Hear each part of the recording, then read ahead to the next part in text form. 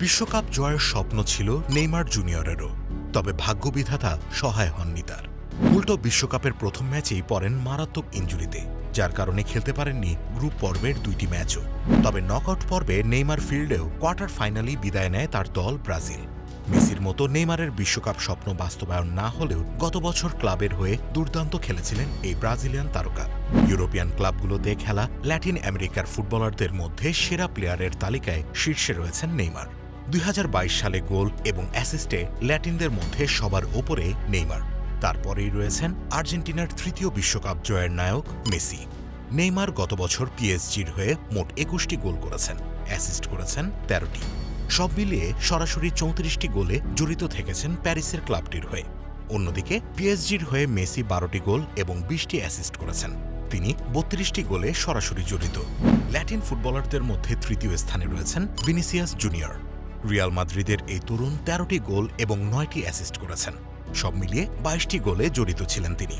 অবশ্য বিশ্বকাপের বিরতি কাটিয়ে পিএসজির হয়ে প্রথম প্রতিযোগিতামূলক ম্যাচ খেলতে নামার পর স্ট্রাসবার্গের বিপক্ষে কিলিয়ান এমবাপ্পের শেষ মুহূর্তের গোলে পিএসজি জিতলেও ব্যক্তিগতভাবে ফেরাটা মোটেও সুখকর হয়নি নেইমারের জন্য।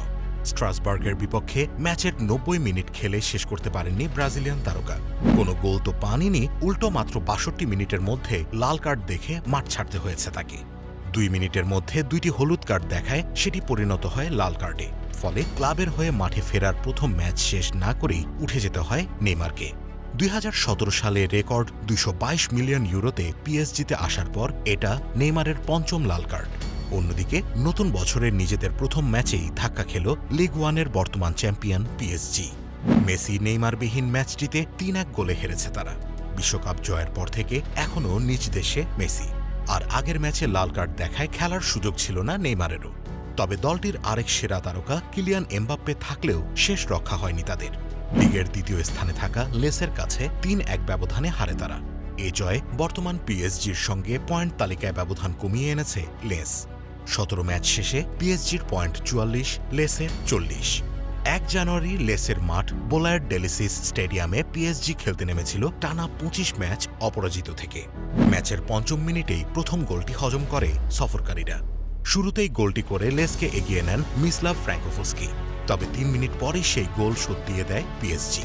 8ম মিনিটে সমতায় ফেরান পিএসজির উগো একিদিকে। তবে 28 মিনিটে আবারও এগিয়ে যায় লেস। ডি বক্সে বল পেয়ে যাওয়া লুইস ওপেন্দা ছুটে আসা দোনারুম্মার শরীরের নিচ দিয়ে বল জালে পাঠিয়ে দেন। প্রথমার্ধে 2-1 গোলের ব্যবধানে এগিয়ে থেকে বিরতিতে যায় লেস। দ্বিতীয়ার্ধ শুরুর দ্বিতীয় মিনিটের মাথায় আবারও গোল হজম করে পিএসজি। 47 মিনিটে অ্যালেক্সিস ক্লদ মরিসের জোরালো শট প্রতিহত করতে নাগালি পাননি পিএসজির গোলরক্ষক।